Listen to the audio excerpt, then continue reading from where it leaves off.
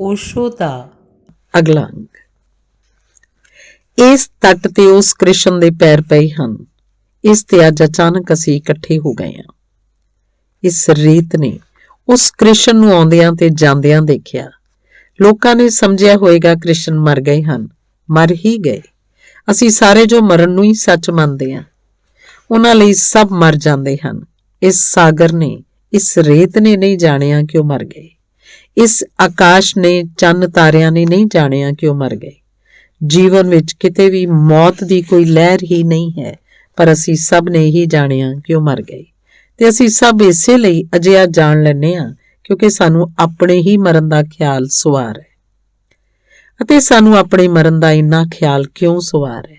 ਅਸੀਂ ਅਜੇ ਤਾਂ ਜੀ ਰਹੇ ਹਾਂ, ਪਰ ਅਸੀਂ ਮਰਨ ਤੋਂ ਇੰਨੇ ਭੈਮਾਨ ਕਿਉਂ ਹਾਂ? ਅਸੀਂ ਮਰਨ ਤੋਂ ਇੰਨਾ ਡਰੇ ਹੋਏ ਕਿਉਂ ਹਾਂ? ਅਸਲ 'ਚ ਇਹਦੇ ਪਿੱਛੇ ਇੱਕ ਰਾਜ਼ ਹੈ, ਉਹ ਸਾਨੂੰ ਸਮਝ ਲੈਣਾ ਚਾਹੀਦਾ ਹੈ। ਇੱਕ ਹਿਸਾਬ ਹੈ ਤੇ ਉਹ ਹਿਸਾਬ ਬੜੇ ਮਜ਼ੇ ਦਾ ਹੈ। ਅਸੀਂ ਖੁਦ ਨੂੰ ਤਾਂ ਮਰਦਿਆਂ ਕਦੇ ਵੀ ਵੇਖਿਆ ਨਹੀਂ, ਪਰ ਅਸੀਂ ਦੂਜਿਆਂ ਨੂੰ ਮਰਦਿਆਂ ਵੇਖਦੇ ਹਾਂ ਤੇ ਦੂਜਿਆਂ ਨੂੰ ਮਰਦੇ ਵੇਖ ਕੇ ਸਾਨੂੰ ਹੌਲੀ ਹੌਲੀ ਇਹ ਧਾਰਨਾ ਮਜ਼ਬੂਤ ਹੋ ਜਾਂਦੀ ਹੈ ਕਿ ਅਸੀਂ ਵੀ ਮਰਨਾ ਹੈ। ਹੁਣ ਇੱਕ ਬੂੰਦ ਹੈ, ਹਜ਼ਾਰਾਂ ਬੂੰਦਾਂ ਦੇ ਵਿਚਾਲੇ ਪਈ ਹੈ।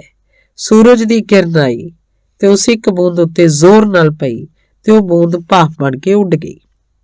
ਆਸੇ ਪਾਸੇ ਦੀ ਬੂੰਦਾਂ ਨੇ ਸਮਝਿਆ ਕਿ ਉਹ ਮਰ ਗਈ, ਉਹ ਖਤਮ ਹੋ ਗਈ। ਤੇ ਠੀਕ ਹੀ ਸੋਚਿਆ ਉਹਨਾਂ ਬੂੰਦਾਂ ਨੇ, ਕਿਉਂਕਿ ਉਹਨਾਂ ਨੂੰ ਦਿਖਾਈ ਪਿਆ ਕਿ ਹੁਣ ਤੱਕ ਸੀ, ਹੁਣ ਨਹੀਂ ਹੈ।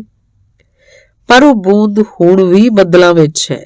ਉਹਨੂੰ ਉਹ ਬੂੰਦਾਂ ਕਿਵੇਂ ਜਾਣਨ ਜੋ ਖੁਦ ਵੀ ਬੱਦਲ ਨਾ ਹੋ ਜਾਣ? ਜਾਂ ਬੂੰਦ ਹੁਣ ਸਾਗਰ 'ਚ ਜਾ ਕੇ ਫਿਰ ਬੂੰਦ ਬਣ ਗਈ ਹੋਏਗੀ। ਇਹ ਵੀ ਬੂੰਦਾਂ ਕਿਵੇਂ ਜਾਣਨ ਜਦ ਤੱਕ ਕਿ ਉਹ ਖੁਦ ਉਸ ਯਾਤਰਾ ਤੇ ਨਾ ਨਿਕਲ ਜਾਣ? ਅਸੀਂ ਸਾਰੇ ਆਸੇ ਪਾਸੇ ਜਦ ਕਿਸੇ ਨੂੰ ਮਰਦਾ ਦੇਖਦੇ ਹਾਂ ਤੇ ਅਸੀਂ ਸਮਝਦੇ ਹਾਂ ਕਿ ਗਿਆ, ਇੱਕ ਆਦਮੀ ਮਰਿਆ। ਸਾਨੂੰ ਪਤਾ ਨਹੀਂ ਕਿ ਉਹ ਇਵੈਪੋਰੇਟ ਹੋਇਆ, ਉਹ ਭਾਫ ਬਣ ਗਿਆ, ਉਹ ਫਿਰ ਸੂਖਮ 'ਚ ਗਿਆ, ਫਿਰ ਨਵੀਂ ਯਾਤਰਾ ਤੇ ਨਿਕਲ ਗਿਆ। ਉਹ ਬੂੰਦ ਭਾਫ ਬਣੀ ਤੇ ਫਿਰ ਬੂੰਦ ਬਣਨ ਲਈ ਭਾਫ ਬਣ ਗਈ। ਇਹ ਸਾਨੂੰ ਕਿਵੇਂ ਦਿਖਾਈ ਪਵੇ? ਸਾਨੂੰ ਸਭ ਨੂੰ ਲੱਗਦਾ ਹੈ ਇੱਕ ਵਿਅਕਤੀ ਹੋਰ ਖੋ ਗਿਆ, ਇੱਕ ਵਿਅਕਤੀ ਹੋਰ ਮਰ ਗਿਆ, ਤੇ ਇੰਜ ਰੋਜ਼ਾਨਾ ਕੋਈ ਮਰਦਾ ਜਾਂਦਾ ਹੈ, ਨਿੱਤ ਕੋਈ ਬੂੰਦ ਗਵਾਚਦੀ ਚਲੀ ਜਾਂਦੀ ਹੈ ਤੇ ਹੌਲੀ ਹੌਲੀ ਸਾਨੂੰ ਵੀ ਪੱਕਾ ਹੋ ਜਾਂਦਾ ਹੈ ਕਿ ਮੈਨੂੰ ਵੀ ਮਰ ਜਾਣਾ ਪਏਗਾ, ਮੈਂ ਵੀ ਮਰ ਜਾਵਾਂਗਾ। ਤੇ ਤਦ ਇੱਕ ਭੈ ਫੜ ਲੈਂਦਾ ਹੈ ਕਿ ਮੈਂ ਮਰ ਜਾਵਾਂਗਾ। ਦੂਜਿਆਂ ਨੂੰ ਦੇਖ ਕੇ ਭੈ ਫੜ ਲੈਂਦਾ ਹੈ, ਦੂਜਿਆਂ ਨੂੰ ਵੇਖ ਕੇ ਅਸੀਂ ਜਿਉਂਦੇ ਹਾਂ, ਇਸ ਲਈ ਸਾਡੀ ਬੜੀ ਕਠਿਨਾਈ ਹੈ।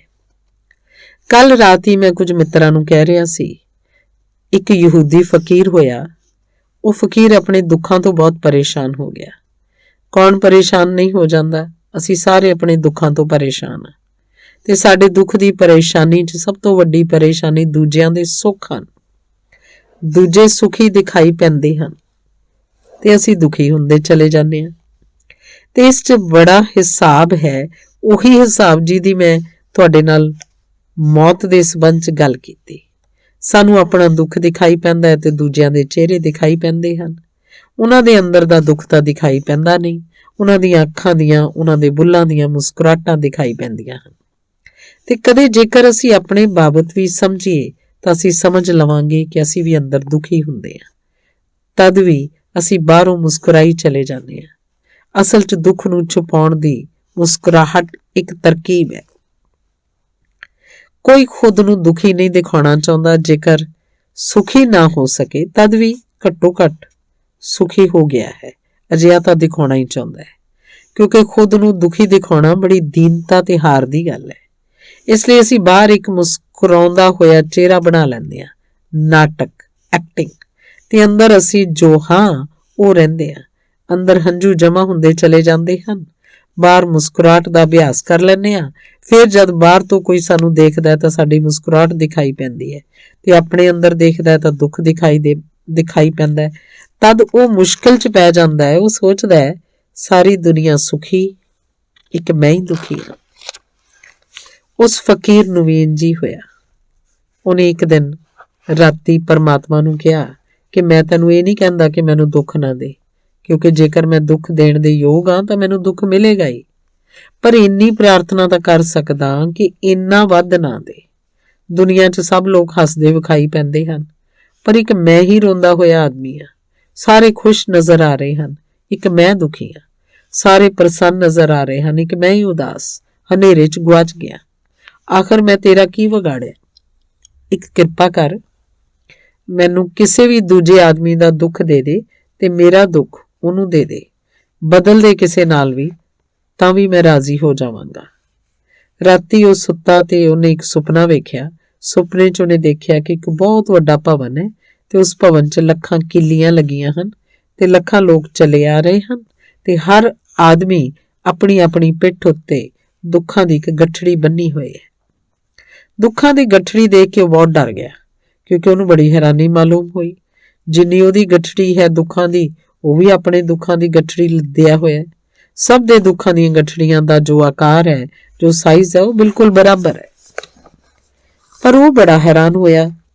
ਇਹ ਗੁਆਂਢੀ ਤਾਂ ਉਹਦਾ ਰੋਜ਼ਾਨਾ ਮੁਸਕਰਾਉਂਦਾ ਦਿਸਦਾ ਸੀ ਤੇ ਸਵੇਰੇ ਜਦ ਉਸ ਤੋਂ ਪੁੱਛਦਾ ਸੀ ਕਿ ਕਹੋ ਕੀ ਹਾਲ ਨੇ, ਤਾਂ ਕਹਿੰਦਾ ਜੀ ਬੜਾ ਆਨੰਦ ਹੈ, ਓਕੇ, ਸਭ ਠੀਕ ਹੈ। ਇਹ ਆਦਮੀ ਵੀ ਇੰਨੇ ਦੁੱਖਾਂ ਦਾ ਬੋਝ ਲਈ ਚੱਲਿਆ ਆ ਰਿਹਾ। ਉਸ ਵਿੱਚ ਨੇਤਾ ਕੋਲ ਵੀ ਉਨਾ ਹੀ ਬੋਝ ਹੈ, ਚੇਲੇ ਵੀ ਉਨਾ ਹੀ ਬੋਝ ਨਾਲ ਲੱਦੇ ਹੋਏ ਹਨ, ਉਸ ਗੁਰੂ ਵੀ ਉਨਾ ਹੀ ਬੋਝ ਲੱਦੇ ਹੋਏ ਹਨ, ਸ਼ਿਸ਼ ਵੀ ਉਨਾ ਹੀ ਬੋਝ ਨਾਲ ਲੱਦੇ ਹੋਏ ਹਨ।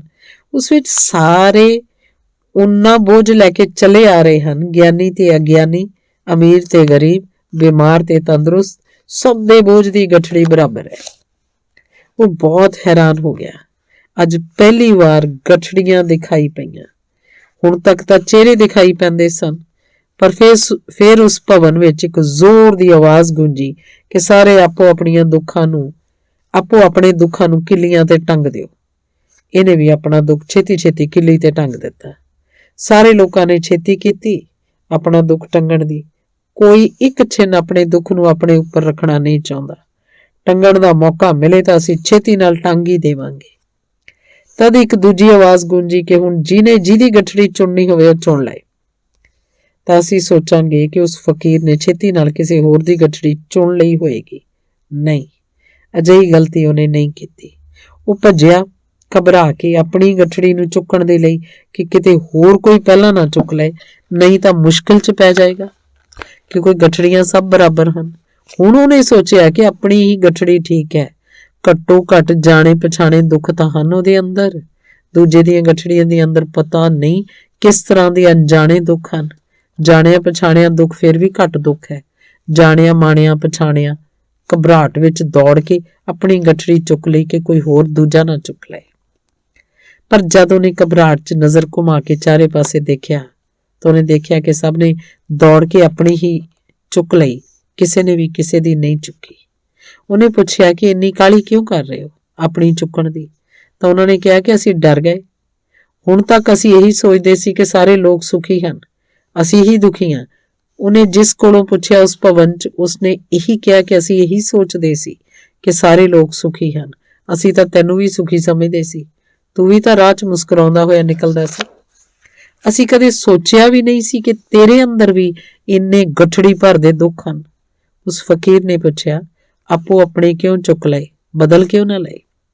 ਉਹਨਾਂ ਨੇ ਕਿਹਾ, ਅਸੀਂ ਸਭ ਨੇ ਪ੍ਰਾਰਥਨਾ ਕੀਤੀ ਸੀ ਭਗਵਾਨ ਨੂੰ ਅੱਜ ਰਾਤ ਕਿ ਅਸੀਂ ਆਪਣੀਆਂ ਗੱਠੜੀਆਂ ਬਦਲਣਾ ਚਾਹੁੰਦੇ ਹਾਂ ਦੁੱਖਾਂ ਦੀਆਂ, ਪਰ ਅਸੀਂ ਡਰ ਗਏ। ਸਾਨੂੰ ਖਿਆਲ ਵੀ ਨਹੀਂ ਸੀ ਕਿ ਸਭ ਦੇ ਦੁੱਖ ਬਰਾਬਰ ਹੋ ਸਕਦੇ ਹਨ। ਫਿਰ ਅਸੀਂ ਸੋਚਿਆ ਆਪਣਾ ਹੀ ਚੁੱਕ ਲੈਣਾ ਠੀਕ ਹੈ। ਪਛਾਣਿਆ ਹੋਇਆ ਤਾਂ ਹੈ, ਵਾਕਫ ਤਾਂ ਹੈ, ਹੋਰ ਨਵੇਂ ਦੁੱਖਾਂ 'ਚ ਕੌਣ ਪਵੇ? ਪੁਰਾਣੇ ਦੁੱਖ ਹੌਲੀ ਹੌਲੀ ਅਸੀਂ ਆਦੀ ਵੀ ਤਾਂ ਹੋ ਜਾਂਦੇ ਹਾਂ ਉਹਨਾਂ ਦੇ। ਉਸ ਰਾਤ ਕਿਸੇ ਨੇ ਵੀ ਕਿਸੇ ਦੀ ਗੱਠੜੀ ਨਹੀਂ ਚੁਣੀ। ਫਕੀਰ ਦੀ ਨੀਂਦ ਟੁੱਟ ਗਈ। ਉਹਨੇ ਭਗਵਾਨ ਨੂੰ ਧੰਨਵਾਦ ਦਿੱਤਾ ਕਿ ਤੇਰੀ ਬੜੀ ਕਿਰਪਾ ਹੈ, ਮੇਰਾ ਹੀ ਦੁੱਖ ਮੈਨੂੰ ਵਾਪਸ ਮਿਲ ਗਿਆ। ਹੁਣ ਮੈਂ ਕਦੇ ਅਜਿਹੀ ਪ੍ਰਾਰਥਨਾ ਨਹੀਂ ਕਰਾਂਗਾ। ਅਸਲ 'ਚ ਇੱਕ ਹਿਸਾਬ ਹੈ। ਦੂਸਰਿਆਂ ਦੇ ਚਿਹਰੇ ਸਾਨੂੰ ਦਿਖਾਈ ਪੈਂਦੇ ਹਨ ਤੇ ਆਪਣੀ ਅਸਲੀਅਤ ਦਿਖਾਈ ਪੈਂਦੀ ਹੈ ਤੇ ਤਦ ਬੜੀ ਭੁੱਲ ਹੋ ਜਾਂਦੀ ਹੈ। ਜ਼ਿੰਦਗੀ ਤੇ ਮੌਤ ਦੇ ਸੰਬੰਧ ਵਿੱਚ ਵੀ ਉਹੀ ਭੁੱਲ ਦਾ ਹਿਸਾਬ ਕੰਮ ਕਰ ਰਿਹਾ ਹੈ। ਦੂਸਰੇ ਮਰਦੇ ਦਿਖਾਈ ਪੈਂਦੇ ਹਨ, ਆਪਣੇ ਆਪ ਨੂੰ ਤਾਂ ਮਰਦਿਆਂ ਕਦੇ ਨਹੀਂ ਜਾਣਿਆ। ਦੂਸਰਿਆਂ ਦੀ ਮੌਤ ਦਿਖਾਈ ਪੈਂਦੀ ਹੈ ਤੇ ਅੰਦਰ ਉਹਨਾਂ ਦੇ ਕੁਝ ਬਚਦਾ ਹੈ ਜਾਂ ਨਹੀਂ ਬਚਦਾ, ਸਾਨੂੰ ਕੁਝ ਪਤਾ ਨਹੀਂ ਲੱਗਦਾ। ਤੇ ਜਦ ਅਸੀਂ ਮਰਦੇ ਹਾਂ ਤਦ ਅਸੀਂ ਬੇਹੋਸ਼ ਹੋ ਜਾਂਦੇ ਹਾਂ। ਇਸ ਲਈ ਮੌਤ ਨਾ ਵਾਕਫ ਰਹਿ ਜਾਂਦੀ ਹੈ। ਇਸ ਲਈ ਜ਼ਰੂਰੀ ਹੈ ਕਿ ਅਸੀਂ ਆਪਣੀ ਸਵੈ ਇੱਛਾ ਨਾਲ ਮੌਤ ਵਿੱਚ ਉਤਰੀਏ ਤੇ ਇੱਕ ਵਾਰ ਜੋ ਮੌਤ ਦੇ ਦਰਸ਼ਨ ਕਰ ਲੈਂਦਾ ਹੈ ਉਹ ਮੌਤ ਤੋਂ ਮੁਕਤ ਹੋ ਜਾਂਦਾ ਹੈ, ਮੌਤ ਦਾ ਜੇਤੂ ਹੋ ਜਾਂਦਾ ਹੈ। ਜੇਤੂ ਕਹਿਣਾ ਬੇਕਾਰ ਹੈ ਕਿਉਂਕਿ ਕੁਝ ਬਚਦਾ ਹੀ ਨਹੀਂ ਹੈ ਜਿੱਤਣ ਨੂੰ। ਮੌਤ ਝੂਠ ਹੋ ਜਾਂਦੀ ਹੈ, ਮੌਤ ਰਹਿੰਦੀ ਹੀ ਨਹੀਂ। ਜਿਵੇਂ ਕੋਈ ਬੰਦਾ 2 ਤੇ 2 ਜੋੜ ਕੇ 5 ਲਿਖ ਜਾਵੇ, ਫਿਰ ਕੱਲ ਉਹਨੂੰ ਸਮਝ ਵਿੱਚ ਆ ਜਾਏ ਕਿ 2 ਵਾਰ 2 4 ਹਨ, ਕਿ 2 ਤੇ 2 4 ਹਨ, ਤੇ ਉਹੀ ਕਹੇਗਾ ਕਿ ਮੈਂ 5 ਨੂੰ ਜਿੱਤ ਕੇ 4 ਬਣਾ ਦਿੱਤਾ। ਉਹ ਕਹੇਗਾ ਜਿੱਤ ਦਾ ਸਵਾਲ ਹੀ ਨਹੀਂ ਸੀ, 5 ਸਨ ਹੀ ਨਹੀਂ, 5 ਮੇਰੀ ਭੁੱਲ ਸੀ, ਮੇਰਾ ਭਰਮ ਸੀ, ਗਲਤ ਸੀ ਮੇਰਾ ਹਿਸਾਬ। ਹਿਸਾਬ ਤਾਂ 4 ਹੀ ਸੀ, ਮੈਂ 5 ਸਮਝ ਰਿਹਾ ਸੀ, ਉਹ ਮੇਰੀ ਭੁੱਲ ਸੀ। ਭੁੱਲ ਦਿਸ ਗਈ, ਗੱਲ ਖਤਮ ਹੋ ਗਈ। ਫਿਰ ਕੀ ਉਹ ਬੰਦਾ ਇਹ ਕਹੇਗਾ ਕਿ ਮੈਂ 5 ਤੋਂ ਕਿਵੇਂ ਛੁਟਕਾਰਾ ਪਾਵਾਂ, ਕਿਉਂਕਿ ਹੁਣ ਤੇ 2 ਤੋਂ 2 4 ਹੋ ਰਹੇ ਹਨ, ਪਰ ਮੈਂ 5 ਜੋੜੇ ਸਨ, ਹੁਣ ਮੈਂ ਇਹ ਤੋਂ ਕਿਵੇਂ ਮੁਕਤ ਹੋਵਾਂ? ਉਹ ਬੰਦਾ ਪੁੱਛਣ ਨਹੀਂ ਆਏਗਾ ਮੁਕਤੀ ਦੇ ਲਈ, ਕਿਉਂਕਿ ਜਿਵੇਂ ਹੀ ਇਹ ਦਿਸ ਗਿਆ ਕਿ 2 ਤੇ 2 4 ਹਨ, ਗੱਲ ਖਤਮ ਹੋ ਗਈ, 5 ਰਹੇ ਹੀ ਨਹੀਂ। ਮੁਕਤ ਕਿਸ ਤੋਂ ਹੋਣਾ ਹੈ? ਮੌਤ ਤੋਂ ਨਾ ਤਾਂ ਮੁਕਤ ਹੋਣਾ ਹੈ, ਨਾ ਮੌਤ ਨੂੰ ਜਿੱਤਣਾ ਹੈ। ਮੌਤ ਨੂੰ ਜਾਣਨਾ ਹੈ, ਜਾਣਨਾ ਹੀ ਮੁਕਤੀ ਬਣ ਜਾਂਦਾ ਹੈ, ਜਾਣਨਾ ਹੀ ਜਿੱਤ ਬਣ ਜਾਂਦਾ ਹੈ। ਇਸ ਲਈ ਮੈਂ ਪਹਿਲਾਂ ਕਿਹਾ ਕਿ ਗਿਆਨ ਸ਼ਕਤੀ ਹੈ, ਗਿਆਨ ਮੁਕਤੀ ਹੈ, ਗਿਆਨ ਜਿੱਤ ਹੈ। ਮੌਤ ਦਾ ਗਿਆਨ ਮੌਤ ਨੂੰ ਲੋਪ ਕਰ ਦਿੰਦਾ ਹੈ। ਤਦ ਅਚਨਚੇਤ ਹੀ ਅਸੀਂ ਪਹਿਲੀ ਵਾਰ ਜ਼ਿੰਦਗੀ ਨਾਲ ਸੰਬੰਧਿਤ ਹੋ ਪਾਉਂਦੇ ਹਾਂ। ਇਸ ਲਈ ਧਿਆਨ ਦੇ ਸੰਬੰਧ ਵਿੱਚ ਇੱਕ ਗੱਲ ਮੈਂ ਇਹ ਕਹੀ ਕਿ ਧਿਆਨ ਸਵੈ ਇੱਛਾ ਨਾਲ ਮੌਤ ਵਿੱਚ ਪ੍ਰਵੇਸ਼ ਹੈ, ਤੇ ਦੂਜੀ ਗੱਲ ਇਹ ਕਹਿਣੀ ਚਾਹੁੰਦਾ ਕਿ ਜੋ ਸਵੈ ਇੱਛਾ ਨਾਲ ਮੌਤ ਵਿੱਚ ਪ੍ਰਵੇਸ਼ ਕਰਦਾ ਹੈ, ਉਹ ਅਚਨਚੇਤ ਹੀ ਜ਼ਿੰਦਗੀ 'ਚ ਦਾਖਲ ਹੋ ਜਾਂਦਾ ਹੈ। ਉਹ ਜਾਂਦਾ ਤਾਂ ਮੌਤ ਨੂੰ ਲੱਭਣ, ਪਰ ਮੌਤ ਨੂੰ ਤਾਂ ਨਹੀਂ ਪਾਉਂਦਾ, ਉੱਥੇ ਪਰਮ ਜੀਵਨ ਨੂੰ ਪਾ ਲੈਂਦਾ ਹੈ। ਉਹ ਜਾਂਦਾ ਤਾਂ ਹੈ ਮੌਤ ਦੇ ਭਵਨ 'ਚ ਖੋਜ ਕਰਨ, ਪਰ ਪਹੁੰਚ ਜਾਂਦਾ ਹੈ ਜੀਵਨ ਦੇ ਮੰਦਰ ਵਿੱਚ। ਤੇ ਜੋ ਮੌਤ ਦੇ ਭਵਨ ਤੋਂ ਭੱਜਦਾ ਹੈ, ਉਹ ਜੀਵਨ ਦੇ ਮੰਦਰ ਵਿੱਚ ਨਹੀਂ ਪਹੁੰਚ ਪਾਉਂਦਾ। ਕੀ ਮੈਂ ਤੁਹਾਨੂੰ ਕਹਾਂ ਕਿ ਜੀਵਨ ਦਾ ਜੋ ਮੰਦਰ ਹੈ, ਉਹਦੀਆਂ ਕੰਧਾਂ ਉੱਤੇ ਮੌਤ ਦੇ ਪਰਛਾਵਿਆਂ ਦੇ ਚਿੱਤਰ ਉਕਰੇ ਹਨ? ਕੀ ਮੈਂ ਤੁਹਾਨੂੰ ਕਹਾਂ ਕਿ ਜੀਵਨ ਦਾ ਜੋ ਮੰਦਰ ਹੈ, ਉਹਦੀਆਂ ਕੰਧਾਂ ਉੱਤੇ ਮੌਤ ਦੇ ਨਕਸ਼ੇ ਬਣੇ ਹਨ? ਤੇ ਅਸੀਂ ਮੌਤ ਤੋਂ ਭੱਜਣ ਦੀ ਵਜ੍ਹਾ ਨਾਲ ਜੀਵਨ ਦੇ ਮੰਦਰ ਤੋਂ ਵੀ ਭੱਜਦੇ ਰਹਿੰਦੇ ਹਾਂ, ਕਿਉਂਕਿ ਜਦ ਅਸੀਂ ਮੌਤ ਦੇ ਲਈ ਰਾਜ਼ੀ ਹੋ ਜਾਈਏ ਤਾਂ ਅਸੀਂ ਕੰਧਾਂ ਦੇ ਲਈ ਰਾਜ਼ੀ ਹੋਈਏ, ਅੰਦਰ ਪ੍ਰਵੇਸ਼ ਕਰੀਏ ਤਾਂ ਅਸੀਂ ਜੀਵਨ ਦੇ ਮੰਦਰ 'ਚ ਪਹੁੰਚ ਜਾਈਏ। ਜੀਵਨ ਦਾ ਤਾਂ ਦੇਵਤਾ ਹੈ ਤੇ ਮੌਤ ਦੀਆਂ ਕੰਧਾਂ ਹਨ।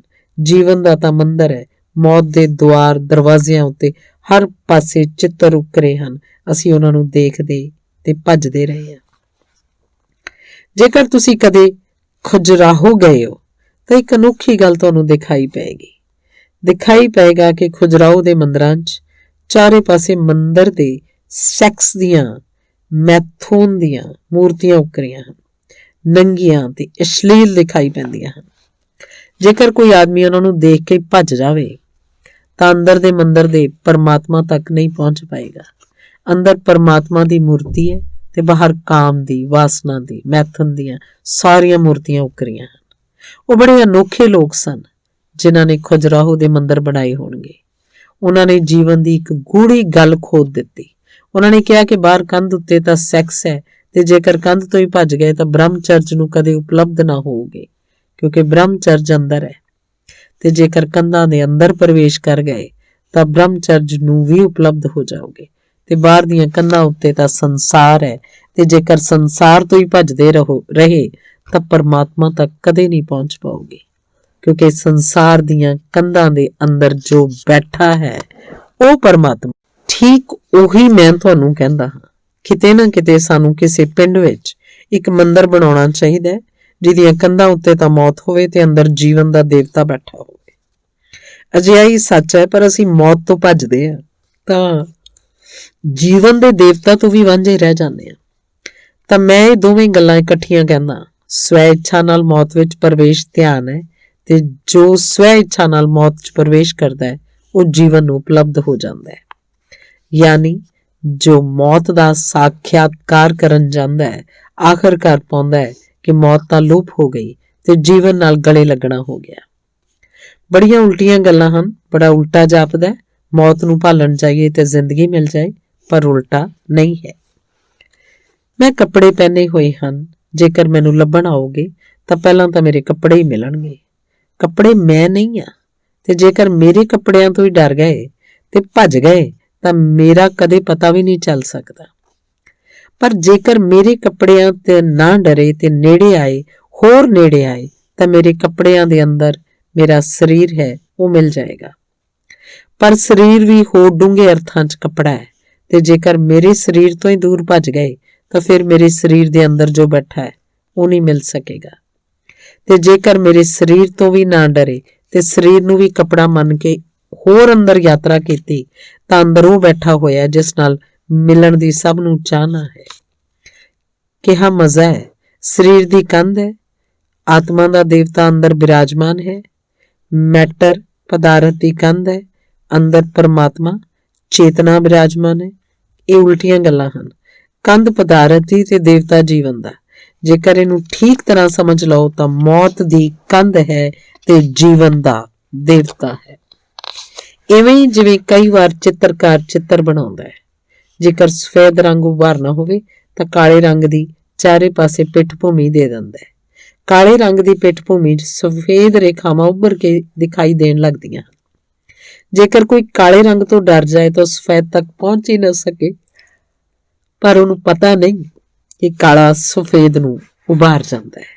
ਜਿਵੇਂ ਕਿ ਗੁਲਾਬ 'ਚ ਕੰਡੇ ਲੱਗੇ ਹੋਏ ਹਨ, ਫੁੱਲ ਖਿੜਿਆ ਹੋਇਆ ਹੈ। ਜੇਕਰ ਕੋਈ ਕੰਡਿਆਂ ਤੋਂ ਡਰ ਜਾਏ ਤਾਂ ਫੁੱਲ ਤੱਕ ਕਦੇ ਵੀ ਨਾ ਪਹੁੰਚ ਪਾਏਗਾ। ਭੱਜਦਾ ਰਹੇ ਕੰਡਿਆਂ ਤੋਂ ਤਾਂ ਫਿਰ ਫੁੱਲ ਤੋਂ ਵੀ ਵਾਂਝਾ ਰਹਿ ਜਾਏਗਾ। ਪਰ ਜੋ ਕੰਡਿਆਂ ਦੇ ਲਈ ਰਾਜ਼ੀ ਹੋ ਜਾਏ ਤੇ ਨੇੜੇ ਪਹੁੰਚ ਜਾਏ ਤੇ ਡਰ ਛੱਡਦਾ ਹੈ, ਉਹ ਹੈਰਾਨ ਹੋ ਜਾਂਦਾ ਹੈ ਕਿ ਕੰਡੇ ਸਿਰਫ ਫੁੱਲ ਦੀ ਰਾਖੀ ਹਨ, ਸਿਰਫ ਉਹਦੇ ਬਾਹਰ ਦੀ ਕੰਧ ਬਣਾ ਰਹੇ ਹਨ। ਰਾਖੀ ਦੀ ਕੰਧ ਵਿਚਾਲੇ ਫੁੱਲ ਖਿੜਿਆ ਹੈ ਤੇ ਕੰਡੇ ਫੁੱਲ 'ਚ ਦੁਸ਼ਮਣੀ ਨਹੀਂ ਹੈ। ਫੁੱਲ ਵੀ ਕੰਡੇ ਦੇ ਅੰਗ ਹਨ, ਕੰਡੇ ਵੀ ਫੁੱਲ ਦੇ ਅੰਗ ਹਨ। ਇੱਕ ਹੀ ਪੌਦੇ ਦੀ ਰਸ ਧਾਰ ਨਾਲ ਦੋਹਾਂ ਦਾ ਆਉਣਾ ਹੋਇਆ। ਜਿਹਨੂੰ ਅਸੀਂ ਜੀਵਨ ਕਹਿ ਰਹੇ ਹਾਂ ਉਹ ਜੀਵਨ, ਤੇ ਜਿਹਨੂੰ ਅਸੀਂ ਮੌਤ ਕਹਿ ਰਹੇ ਹਾਂ ਉਹ ਮੌਤ। ਦੋਵੇਂ ਇੱਕ ਹੀ ਮਹਾਜੀਵਨ ਦੇ ਅੰਗ ਹਨ। ਦੋਵੇਂ ਇੱਕ ਹੀ ਮਹਾਜੀਵਨ ਦੇ ਅੰਗ ਹਨ। ਮੈਂ ਸਾਹ ਲੈ ਰਿਹਾ, ਇੱਕ ਸਾਹ ਬਾਹਰ ਜਾਂਦਾ ਹੈ, ਇੱਕ ਸਾਹ ਅੰਦਰ ਆਉਂਦਾ ਹੈ। ਜੋ ਸਾਹ ਬਾਹਰ ਆਉਂਦਾ ਹੈ ਉਹ ਫਿਰ ਥੋੜੀ ਦੇਰ ਬਾਅਦ ਅੰਦਰ ਜਾਂਦਾ ਹੈ, ਜੋ ਅੰਦਰ ਜਾਂਦਾ ਉਹੀ ਥੋੜੀ ਦੇਰ ਬਾਅਦ ਬਾਹਰ ਹੋ ਜਾਂਦਾ ਹੈ। ਸਾਹ ਦਾ ਆਉਣਾ ਜੀਵਨ ਹੈ, ਸਾਹ ਦਾ ਜਾਣਾ ਮੌਤ ਹੈ, ਪਰ ਦੋਵੇਂ ਇੱਕ ਹੀ ਮਹਾਜੀਵਨ ਦੇ ਕਦਮ ਹਨ, ਸੱਜਾ ਤੇ ਖੱਬਾ, ਤੇ ਦੋਵੇਂ ਨਾਲੋਂ ਨਾਲ ਚੱਲਦੇ ਰਹਿੰਦੇ ਹਨ। ਜਨਮ ਇੱਕ ਕਦਮ ਹੈ, ਮੌਤ ਦੂਜਾ ਕਦਮ ਹੈ, ਪਰ ਜੇਕਰ ਅਸੀਂ ਦੇਖ ਸਕੀਏ, ਉਤਰ ਸਕੀਏ ਅੰਦਰ, ਤਦ ਮਹਾਜੀਵਨ ਦਾ ਦਰਸ਼ਨ ਹੋ ਜਾਂਦਾ ਹੈ। ਇੱਧਰ ਇਹਨਾਂ 3 ਦਿਨਾਂ 'ਚ ਧਿਆਨ ਦਾ ਜੋ ਪ੍ਰਯੋਗ ਅਸੀਂ ਕਰਨ ਜਾ ਰਹੇ ਹਾਂ ਉਹ ਮੌਤ ਵਿੱਚ ਪ੍ਰਵੇਸ਼ ਦਾ ਪ੍ਰਯੋਗ ਹੈ। ਉਹਦੇ ਬਹੁਤ ਸਾਰੇ ਪਹਿਲੂਆਂ ਦੇ ਸੰਬੰਧ 'ਚ ਮੈਂ ਤੁਹਾਡੇ ਨਾਲ ਗੱਲ ਕਰਾਂਗਾ। ਹੁਣੇ ਅੱਜ ਰਾਤ ਪਹਿਲੇ ਦਿਨ ਦੇ ਜੋ ਅਸੀਂ ਪ੍ਰਯੋਗ 'ਚ ਬੈਠਾਂਗੇ ਉਸ ਸੰਬੰਧ 'ਚ ਥੋੜੀਆਂ ਜਿਹੀਆਂ ਗੱਲਾਂ ਸਮਝਾ ਦਿਆਂ। ਮੇਰੀ ਦ੍ਰਿਸ਼ਟੀ ਤੁਹਾਡੇ ਖਿਆਲ 'ਚ ਆ ਗਈ ਹੈ ਕਿ ਅਸੀਂ ਉਸ ਥਾਂ ਜਾਣਾ ਹੈ ਜਿੱਥੇ ਮਰਨ ਦਾ ਕੋਈ ਉਪਾਅ ਨਹੀਂ ਰਹਿ ਜਾਂਦਾ। ਅੰਦਰ ਅੰਦਰ ਹੋਰ ਅੰਦਰ, ਤੇ ਬਾਹਰ ਦਾ ਉਹ ਸਾਰਾ ਦਾਇਰਾ ਛੱਡ ਦੇਣਾ ਜੋ ਮੌਤ ਵਿੱਚ ਛੁੱਟ ਜਾਂਦਾ ਹੈ। ਮੌਤ ਵਿੱਚ ਸਰੀਰ ਛੁੱਟ ਜਾਂਦਾ ਹੈ, ਭਾਵ ਛੁੱਟ ਜਾਂਦੇ ਆ, ਵਿਚਾਰ ਛੁੱਟ ਜਾਂਦੇ ਆ, ਦੋਸਤੀ ਛੁੱਟ ਜਾਂਦੀ ਹੈ, ਦੁਸ਼ਮਣੀ ਛੁੱਟ ਜਾਂਦੀ ਹੈ, ਸਭ ਛੁੱਟ ਜਾਂਦਾ ਹੈ। ਬਾਹਰ ਦੀ ਦੁਨੀਆ ਦਾ ਸਭ ਛੁੱਟ ਜਾਂਦਾ ਹੈ। ਰਹਿ ਜਾਂਦੇ ਆ ਸਿਰਫ ਇਕੱਲੇ ਅਸੀਂ, ਸਿਰਫ ਮੈਂ ਰਹਿ ਜਾਣਾ, ਸਿਰਫ ਚੇਤਨਾ ਰਹਿ ਜਾਂਦੀ ਹੈ ਉੱਪਰ। ਤਾਂ ਧਿਆਨ ਵਿੱਚ ਵੀ ਅਸੀਂ ਸਭ ਕੁਝ ਛੱਡ ਕੇ ਮਰ ਜਾਣਾ ਹੈ ਤੇ ਸਿਰਫ ਓਨਾ ਹੀ ਰਹਿ ਜਾਵੇ, ਮੈਂ ਜਾਣਦਾ ਹੋਇਆ ਸਿਰਫ ਦ੍ਰਿਸ਼ਟਾ ਰਹਿ ਜਾਵਾਂ ਅੰਦਰ, ਤਾਂ ਮੌਤ ਵਾਪਰ ਜਾਏਗੀ। ਤੇ ਇਹਨਾਂ 3 ਦਿਨਾਂ ਦੇ ਲਗਾਤਾਰ ਪ੍ਰਯੋਗ 'ਚ ਜੇਕਰ ਆਪੇ ਨੂੰ ਛੱਡਿਆ ਤੇ ਮਰਨ ਦੀ ਹਿੰਮਤ ਦਿਖਾਈ ਤਾਂ ਉਹ ਘਟਨਾ ਵਾਪਰ ਜਾਏਗੀ ਜਿਹਨੂੰ ਸਮਾਧੀ ਕਹਿੰਦੇ ਹਨ। ਇਹ ਧਿਆਨ ਰਹੇ, ਸਮਾਧੀ ਬੜਾ ਅਨੋਖਾ ਸ਼ਬਦ ਹੈ। ਧਿਆਨ ਦੀ ਸੰਪੂਰਨਤਾ ਨੂੰ ਵੀ ਸਮਾਧੀ ਕਹਿੰਦੇ ਹਨ। ਕੋਈ ਬੰਦਾ ਮਰ ਜਾਂਦਾ ਹੈ ਤਾਂ ਉਹਦੀ ਕਬਰ ਨੂੰ ਵੀ ਸਮਾਧੀ ਕਹਿੰਦੇ ਹਨ। ਇਹ ਕਦੇ ਖਿਆਲ ਕੀਤਾ? ਇਹਨਾਂ ਦੋਹਾਂ ਨੂੰ ਸਮਾਧੀ ਕਹਿੰਦੇ ਹਨ। ਅਸਲ 'ਚ ਇਹਨਾਂ ਦੋਹਾਂ 'ਚ ਰਾਜ਼ ਹੈ, ਰਹੱਸ ਹੈ, ਮਿਲਿਆ ਹੋਇਆ ਅਰਥ ਹੈ। ਅਸਲ 'ਚ ਜੋ ਬੰਦਾ ਸਮਾਧੀ ਨੂੰ ਉਪਲਬਧ ਹੁੰਦਾ ਹੈ ਉਹਦਾ ਸਰੀਰ ਕਬਰ ਹੀ ਰਹਿ ਜਾਂਦਾ ਹੈ, ਹੋਰ ਕੁਝ ਨਹੀਂ ਰਹਿ ਜਾਂਦਾ। ਫਿਰ ਉਹ ਜਾਣਦਾ ਹੈ ਕਿ ਅੰਦਰ ਕੋਈ ਹੋਰ ਹੀ ਹੈ, ਬਾਹਰ ਤਾਂ ਸਿਰਫ ਘੇਰਾ ਹੈ। ਜਿਵੇਂ ਕੋਈ ਬੰਦਾ ਮਰ ਜਾਂਦਾ ਅਸੀਂ ਉਹਦੀ ਕਬਰ ਬਣਾ ਦਿੰਦੇ ਹਾਂ, ਕਹਿੰਦੇ ਹਾਂ ਸਮਾਧੀ ਹੈ। ਪਰ ਉਹ ਸਮਾਧੀ ਦੂਜੇ ਬਣਾਉਣਗੇ, ਤੇ ਇਸ ਤੋਂ ਪਹਿਲਾਂ ਕਿ ਦੂਜੇ ਸਾਡੀ ਸਮਾਧੀ ਬਣਾਉਣ, ਜੇਕਰ ਅਸੀਂ ਆਪਣੀ ਸਮਾਧੀ ਬਣਾ ਸਕੀਏ ਤਾਂ ਜੀਵਨ 'ਚ ਉਹ ਘਟਨਾ ਵਾਪਰ ਜਾਂਦੀ ਹੈ ਜਿਹਦੇ ਲਈ ਅਸੀਂ ਪਿਆਸੇ ਹਾਂ। ਦੂਸਰਿਆਂ ਨੂੰ ਸਮਾਧੀ ਬਣਾਉਣ ਦਾ ਮੌਕਾ ਤਾਂ ਮਿਲੇਗਾ, ਪਰ ਇਹ ਹੋ ਸਕਦਾ ਹੈ ਕਿ ਅਸੀਂ ਆਪਣੀ ਸਮਾਧੀ ਨਾ ਬਣਾ ਸਕੀਏ। ਜੇਕਰ ਅਸੀਂ ਆਪਣੀ ਸਮਾਧੀ ਬਣਾ ਲਈਏ ਤਾਂ ਫਿਰ ਸਰੀਰ ਹੀ ਮਰੇਗਾ, ਮੇਰੇ ਮਰਨ ਦਾ ਕੋਈ ਸਵਾਲ ਹੀ ਨਹੀਂ ਹੈ। ਮੈਂ ਕਦੇ ਵੀ ਨਹੀਂ ਮਰਿਆ, ਨਾ ਮਰ ਸਕਦਾ। ਕੋਈ ਵੀ ਕਦੇ ਵੀ ਨਹੀਂ ਮਰਿਆ, ਨਾ ਮਰ ਸਕਦਾ। ਪਰ ਇਹਨੂੰ ਜਾਣਨ ਲਈ ਮੌਤ ਦੀਆਂ ਸਾਰੀਆਂ ਪੌੜੀਆਂ ਉਤਰਨੀਆਂ ਪੈਣਗੀਆਂ। ਤਾਂ 3 ਪੌੜੀਆਂ ਮੈਂ ਤੁਹਾਨੂੰ ਦੱਸਣਾ ਚਾਹੁੰਦਾ। ਹੁਣੇ ਅਸੀਂ ਪ੍ਰਯੋਗ ਵੀ ਕਰਾਂਗੇ। ਕੌਣ ਜਾਣੇ ਇਸ ਤੱਟ ਤੇ ਉਹ ਘਟਨਾ ਵਾਪਰ ਜਾਏ ਕਿ ਤੁਹਾਡੀ ਸਮਾਧੀ ਬਣ ਜਾਏ। ਉਹ ਸਮਾਧੀ ਨਹੀਂ ਜੋ ਦੂਜੇ ਬਣਾਉਂਦੇ ਹਨ, ਉਹ ਸਮਾਧੀ ਜੋ ਤੁਸੀਂ ਸਵੈ ਇੱਛਾ ਨਾਲ ਆਪਣੀ ਤਿਆਰ ਕਰ ਲੈਂਦੇ ਹੋ। 3 ਪੜਾਅ ਹਨ।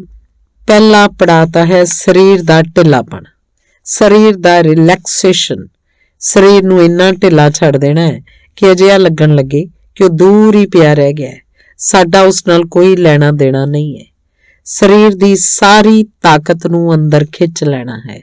ਅਸੀਂ ਸਰੀਰ 'ਚ ਤਾਕਤ ਪਾਈ ਹੋਈ ਹੈ। ਜਿੰਨੀ ਤਾਕਤ ਅਸੀਂ ਸਰੀਰ 'ਚ ਪਾਉਂਦੇ ਹਾਂ ਉਨੀ ਪੈਂਦੀ ਹੈ, ਜਿੰਨੀ ਅਸੀਂ ਖਿੱਚ ਲੈਂਦੇ ਹਾਂ ਉਨੀ ਖਿੱਚੀ ਜਾਂਦੀ ਹੈ। ਤੁਸੀਂ ਕਦੇ ਖਿਆਲ ਕੀਤਾ ਕਿ ਕਿਸੇ ਨਾਲ ਝਗੜਾ ਹੋ ਜਾਏ ਤਾਂ ਤੁਹਾਡੇ ਸਰੀਰ 'ਚ ਵੱਧ ਤਾਕਤ ਕਿੱਥੋਂ ਆ ਜਾਂਦੀ ਹੈ? ਤੇ ਤੁਸੀਂ ਇੰਨਾ ਵੱਡਾ ਪੱਥਰ ਚੁੱਕ ਕੇ ਸੁੱਟ ਸਕਦੇ ਹੋ ਗੁੱਸੇ ਦੀ ਹਾਲਤ ਵਿੱਚ, ਜਿੰਨਾ ਵੱਡਾ ਪੱਥਰ ਤੁਸੀਂ ਸ਼ਾਂਤੀ ਦੀ ਹਾਲਤ ਵਿੱਚ ਹਿਲਾ ਵੀ ਨਹੀਂ ਸਕਦੇ ਸੀ। ਕਦੇ ਤੁਸੀਂ ਸੋਚਿਆ ਤਾਕਤ ਕਿੱਥੋਂ ਆ ਗਈ? ਸਰੀਰ ਤੁਹਾਡਾ ਹੈ, ਇਹ ਤਾਕਤ ਕਿੱਥੋਂ ਆ ਗਈ? ਇਹ ਤਾਕਤ ਤੁਸੀਂ ਪਾ ਰਹੇ ਹੋ। ਲੋੜ ਪੈ ਗਈ ਹੈ, ਖਤਰਾ ਹੈ, ਮੁਸੀਬਤ ਹੈ, ਦੁਸ਼ਮਣ ਸਾਹਮਣੇ ਖੜਾ ਹੈ। ਪੱਥਰ ਨੂੰ ਹਟਾਉਣਾ ਹੈ, ਨਹੀਂ ਤਾਂ ਜ਼ਿੰਦਗੀ ਖਤਰੇ 'ਚ ਪੈ ਜਾਏਗੀ। ਤਾਂ ਤੁਸੀਂ ਆਪਣੀ ਸਾਰੀ ਤਾਕਤ ਪਾ ਦਿੰਦੇ ਹੋ ਸਰੀਰ ਵਿੱਚ। ਇੱਕ ਵਾਰ ਅਜਿਹਾ ਹੋਇਆ ਕਿ ਇੱਕ ਆਦਮੀ 2 ਸਾਲਾਂ ਤੋਂ ਪੈਰਾਲਾਈਜ਼ਡ ਸੀ, ਅਧਰੰਗ ਮਾਰ ਗਿਆ ਸੀ ਤੇ ਪਿਆ ਸੀ ਆਪਣੀ ਮੰਜੀ ਉੱਤੇ। ਉੱਠ ਨਹੀਂ ਸਕਦਾ, ਹਿੱਲ ਨਹੀਂ ਸਕਦਾ। ਡਾਕਟਰ ਇਲਾਜ ਕਰਕੇ ਪਰੇਸ਼ਾਨ ਹੋ ਗਏ। ਆਖਰ ਉਹਨਾਂ ਨੇ ਕਹਿ ਦਿੱਤਾ ਕਿ ਹੁਣ ਜ਼ਿੰਦਗੀ ਭਰ ਅਧਰੰਗ ਹੀ ਰਹੇਗਾ। ਫਿਰ ਅਚਾਨਕ ਇੱਕ ਰਾਤ ਉਸ ਆਦਮੀ ਦੇ ਘਰ 'ਚ ਅੱਗ ਲੱਗ ਗਈ। ਸਾਰੇ ਲੋਕ ਘਰ ਦੇ ਬਾਹਰ ਭੱਜੇ। ਬਾਹਰ ਜਾ ਕੇ ਉਹਨਾਂ ਨੂੰ ਖਿਆਲ ਆਇਆ ਕਿ ਆਪਣੇ ਪਰਿਵਾਰ ਦੇ ਮੁਖੀ ਨੂੰ ਤਾਂ ਅੰਦਰ ਛੱਡ ਆਏ, ਬੁੱਢੇ ਨੂੰ। ਉਹ ਤਾਂ ਭੱਜ ਵੀ ਨਹੀਂ ਸਕਦਾ, ਉਹਦਾ ਕੀ ਹੋਏਗਾ? ਪਰ ਤਦ ਉਹਨਾਂ ਨੇ ਦੇਖਿਆ ਕਿ ਹਨੇਰੇ 'ਚ ਕੁਝ ਲੋਕ ਮਸ਼ਾਲਾਂ ਲੈ ਕੇ ਆਏ ਤਾਂ ਦੇਖਿਆ ਕਿ ਬੁੱਢਾ ਉਹਨਾਂ ਤੋਂ ਪਹਿਲਾਂ ਬਾਹਰ ਨਿਕਲ ਆਇਆ। ਉਹਨਾਂ ਸਾਰਿਆਂ ਨੇ ਉਹਨੂੰ ਪੁੱਛਿਆ ਕਿ ਕੀ ਤੁਸੀਂ ਤੁਰ ਕੇ ਆਏ ਹੋ? ਉਹਨੇ ਕਿਹਾ ਉਹ ਉੱਥੇ ਹੀ ਅਧਰੰਗ ਦਾ ਮਾਰਿਆ, ਫਿਰ ਡਿੱਗ ਪਿਆ। ਉਹਨੇ ਕਿਹਾ ਮੈਂ ਤਾਂ ਤੁਰ ਹੀ ਕਿਵੇਂ ਸਕਦਾ, ਇਹ ਕਿਵੇਂ ਹੋਇਆ? ਪਰ ਤੁਰ ਚੁੱਕਿਆ ਸੀ ਉਹ, ਹੋਇਆ ਦਾ ਸਵਾਲ ਹੀ ਨਹੀਂ ਸੀ। ਅੱਗ ਲੱਗ ਗਈ ਸੀ ਘਰ 'ਚ, ਸਾਰਾ ਘਰ ਭੱਜ ਰਿਹਾ ਸੀ। ਇੱਕ ਛਿਨ ਲਈ ਉਹ ਭੁੱਲ ਗਿਆ ਕਿ ਮੈਂ ਅਧਰੰਗ ਦਾ ਮਰੀਜ਼ ਹਾਂ। ਸਾਰੀ ਸ਼ਕਤੀ ਵਾਪਸ ਸਰੀਰ 'ਚ ਉਹਨੇ ਪਾ ਦਿੱਤੀ। ਪਰ ਬਾਹਰ ਆ ਕੇ ਜਦ ਮਸ਼ਾਲ ਜਗੀ, ਲੋਕਾਂ ਨੇ ਦੇਖਿਆ ਕਿ ਤੁਸੀਂ ਬਾਹਰ ਕਿਵੇਂ ਆਏ? ਉਹਨੇ ਕਿਹਾ ਉਹ ਮੈਂ ਤਾਂ ਅਧਰੰਗ ਦਾ ਮਰੀਜ਼ ਹਾਂ। ਉਹ ਵਾਪਸ ਡਿੱਗ ਪਿਆ। ਉਹਦੀ ਸ਼ਕਤੀ ਫਿਰ ਪਿੱਛੇ ਮੁੜ ਗਈ। ਹੁਣ ਉਹਦੀ ਸਮਝ ਦੇ ਬਾਹਰ ਹੈ ਕਿ ਕਿਵੇਂ ਘਟਨਾ ਵਾਪਰੀ। ਹੁਣ ਉਹਨੂੰ ਸਾਰੇ ਸਮਝਾ ਰਹੇ ਹਨ ਕਿ ਤੈਨੂੰ ਅਧਰੰਗ ਨਹੀਂ ਹੈ, ਕਿਉਂਕਿ ਤੂੰ ਇੰਨਾ ਤਾਂ ਤੁਰ ਸਕਿਆ, ਹੁਣ ਤੂੰ ਜ਼ਿੰਦਗੀ ਭਰ ਤੁਰ ਸਕਦਾ ਹੈ। ਪਰ ਉਹ ਕਹਿੰਦਾ ਕਿ ਮੇਰਾ ਤਾਂ ਹੱਥ ਵੀ ਨਹੀਂ ਉੱਠਦਾ, ਮੇਰਾ ਤਾਂ ਪੈਰ ਵੀ ਨਹੀਂ ਉੱਠਦਾ, ਇਹ ਕਿਵੇਂ ਹੋਇਆ? ਮੈਂ ਵੀ ਨਹੀਂ ਕਹਿ ਸਕਦਾ। ਪਤਾ ਨਹੀਂ ਕੌਣ ਮੈਨੂੰ ਬਾਹਰ ਲੈ ਆਇਆ। ਕੋਈ ਉਹਨੂੰ ਬਾਹਰ ਨਹੀਂ ਲਿਆਇਆ, ਉਹ ਖੁਦ ਹੀ ਬਾਹਰ ਆਇਆ। ਪਰ ਉਹਨੂੰ ਪਤਾ ਨਹੀਂ ਕਿ ਖਤਰੇ ਦੀ ਹਾਲਤ ਵਿੱਚ ਉਹਦੀ ਆਤਮਾ ਨੇ ਸਾਰੀ ਸ਼ਕਤੀ ਉਹਦੇ ਸਰੀਰ 'ਚ ਪਾ ਦਿੱਤੀ ਤੇ ਇਹ ਵੀ ਉਹਦਾ ਭਾਵ ਹੈ ਕਿ ਉਹਨੇ ਸਾਰੀ ਸ਼ਕਤੀ ਆਪਣੇ ਅੰਦਰ ਵਾਪਸ ਖਿੱਚ ਲਈ ਤੇ ਹੁਣ ਉਹ ਫਿਰ ਅਧਰੰਗ ਦਾ ਮਰੀਜ਼ ਹੋ। ਅਤੇ ਅਜਿਹਾ ਅਧਰੰਗ ਦੇ ਇੱਕ ਅੱਧ ਮਰੀਜ਼ ਦੇ ਨਾਲ ਹੋਇਆ ਹੋਵੇ, ਅਜਿਹਾ ਨਹੀਂ ਹੈ। ਅਜਿਹੀਆਂ ਸੈਂਕੜੇ ਘਟਨਾਵਾਂ ਪ੍ਰਿਥਵੀ ਉੱਤੇ ਵਾਪਰੀਆਂ ਹਨ ਜਦ ਕਿ ਅਧਰੰਗ ਦਾ ਆਦਮੀ ਬਾਹਰ ਆ ਗਿਆ ਅੱਗ ਲੱਗਣ ਦੀ ਹਾਲਤ ਵਿੱਚ ਜਾਂ ਕਿਸੇ ਖਤਰੇ ਦੀ ਹਾਲਤ ਵਿੱਚ ਤੇ ਭੁੱਲ ਗਿਆ, ਖਤਰੇ 'ਚ ਭੁੱਲ ਗਿਆ ਕਿ ਮੈਂ ਕਿਸ ਹਾਲਤ ਵਿੱਚ ਹਾਂ। ਮੈਂ ਤੁਹਾਨੂੰ ਇਹ ਕਹਿ ਰਿਹਾ ਕਿ ਸਰੀਰ 'ਚ ਸਾਰੀ ਸ਼ਕਤੀ ਸਾਡੀ ਪਾਈ ਹੋਈ ਹੈ, ਪਰ ਕੱਢਣ ਦਾ ਸਾਨੂੰ ਕੋਈ ਪਤਾ ਨਹੀਂ ਹੈ ਕਿ ਅਸੀਂ ਵਾਪਸ ਕਿਵੇਂ ਕੱਢੀਏ। ਰਾਤ ਨੂੰ ਇਸੇ ਲਈ ਸਾਨੂੰ ਆਰਾਮ ਮਿਲ ਜਾਂਦਾ ਹੈ ਕਿ ਆਪਣੇ ਆਪ ਸ਼ਕਤੀ ਵਾਪਸ ਚਲੀ ਜਾਂਦੀ ਹੈ ਅੰਦਰ ਤੇ ਸਰੀਰ ਢਿੱਲਾ ਹੋ ਕੇ ਪੈ ਜਾਂਦਾ ਹੈ। ਸਵੇਰੇ ਅਸੀਂ ਫਿਰ ਤਾਜ਼ੇ ਹੋ ਜਾਂਦੇ ਹਾਂ। ਪਰ ਕੁਝ ਲੋਕ ਰਾਤ ਨੂੰ ਵੀ ਆਪਣੀ ਸ਼ਕਤੀ ਬਾਹਰ ਨਹੀਂ ਕੱਢ ਪਾਉਂਦੇ ਹਨ। ਸਰੀਰ ਵਿੱਚ ਸ਼ਕਤੀ ਰਹਿ ਜਾਂਦੀ ਹੈ, ਤਦ ਨੀਂਦ ਮੁਸ਼ਕਿਲ ਹੋ ਜਾਂਦੀ ਹੈ। ਇਨਸੋਮਨੀਆ ਜਾਂ ਨੀਂਦ ਦਾ ਨਾ ਆਉਣਾ ਸਿਰਫ ਇੱਕ ਹੀ ਗੱਲ ਦਾ ਲੱਛਣ ਹੈ ਕਿ ਸਰੀਰ ਵਿੱਚ ਪਾਈ ਗਈ ਤਾਕਤ ਪਿੱਛੇ ਮੁੜਨ ਦਾ ਰਾਹ ਨਹੀਂ ਜਾਣਦੀ। ਪਹਿਲਾਂ ਤਾਂ ਧਿਆਨ ਦੇ ਲਈ ਮੌਤ ਵਿੱਚ ਪ੍ਰਵੇਸ਼ ਦਾ ਜੋ ਪਹਿਲਾ ਪੜਾਅ ਹੈ ਉਹ ਸਰੀਰ ਦੀ ਸਾਰੀ ਸ਼ਕਤੀ ਨੂੰ ਕੱਢ ਲੈਣਾ ਹੈ। ਹੁਣ ਇਹ ਬੜੇ ਮਜ਼ੇ ਦੀ ਗੱਲ ਹੈ ਕਿ ਸਿਰਫ ਭਾਵ ਕਰਨ ਨਾਲ ਸ਼ਕਤੀ ਅੰਦਰ ਵਾਪਸ ਪਰਤ ਜਾਂਦੀ ਹੈ। ਜੇਕਰ ਥੋੜੀ ਦੇਰ ਕੋਈ ਮਨ ਵਿੱਚ ਇਹ ਭਾਵ ਕਰਦਾ ਰਹੇ ਕਿ ਮੇਰੀ ਸ਼ਕਤੀ ਅੰਦਰ ਵਾਪਸ ਪਰਤ ਰਹੀ ਹੈ, ਸਰੀਰ ਢਿੱਲਾ ਹੁੰਦਾ ਜਾ ਰਿਹਾ ਹੈ, ਤਾਂ ਉਹ ਪਾਏਗਾ ਕਿ ਸਰੀਰ ਢਿੱਲਾ ਹੋ ਗਿਆ, ਢਿੱਲਾ ਹੋ ਗਿਆ, ਢਿੱਲਾ ਹੋ ਗਿਆ, ਤੇ ਸਰੀਰ ਉਸ ਥਾਂ ਪਹੁੰਚ ਜਾਏਗਾ ਕਿ ਖੁਦ ਹੀ ਆਪਣਾ ਹੱਥ ਚੁੱਕਣਾ ਚਾਹੇ ਤਾਂ ਨਹੀਂ ਚੁੱਕ ਸਕੇਗਾ, ਸਭ ਢਿੱਲਾ ਹੋ ਜਾਏਗਾ।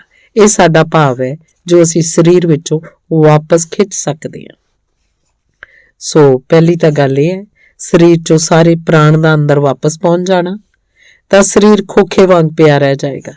ਬਰਾਬਰ ਅਜਿਹਾ ਦਿਖਾਈ ਪਏਗਾ ਕਿ ਨਾਰੀਅਲ ਵਿੱਚ ਫਾਸਲਾ ਪੈ ਗਿਆ, ਅਸੀਂ ਵੱਖ ਹੋ ਗਏ ਹਾਂ ਤੇ ਸਰੀਰ ਦਾ ਖੋਖਾ ਬਾਹਰ ਪਿਆ ਹੈ ਕੱਪੜਿਆਂ ਵਾਂਗ। ਫਿਰ ਦੂਜੀ ਗੱਲ ਹੈ ਸਾਹ ਨੂੰ ਢਿੱਲਾ ਛੱਡਣਾ। ਸਾਹ ਨੇ ਹੋਰ ਡੂੰਘਾਈ 'ਚ ਸਾਡੇ ਪ੍ਰਾਣਾਂ ਨੂੰ ਫੜਿਆ ਹੋਇਆ ਹੈ, ਇਸ ਲਈ ਸਾਹ ਦੇ ਟੁੱਟਦਿਆਂ ਹੀ ਬੰਦਾ ਮਰ ਜਾਂਦਾ ਹੈ। ਸਾਹ ਨੇ ਹੋਰ ਡੂੰਘਾਈ 'ਚ ਸਾਡੇ ਸਰੀਰ ਨੂੰ ਜੋੜਿਆ ਹੋਇਆ ਹੈ। ਸਾਹ ਸਰੀਰ ਤੇ ਆਤਮਾ ਦੇ ਦਰਮਿਆਨ ਪੁਲ ਹੈ, ਉੱਥੇ ਹੀ ਅਸੀਂ ਬੱਧੇ ਹਾਂ। ਇਸ ਲਈ ਸਾਹ ਨੂੰ ਅਸੀਂ ਪ੍ਰਾਣ ਕਹਿੰਦੇ ਹਾਂ।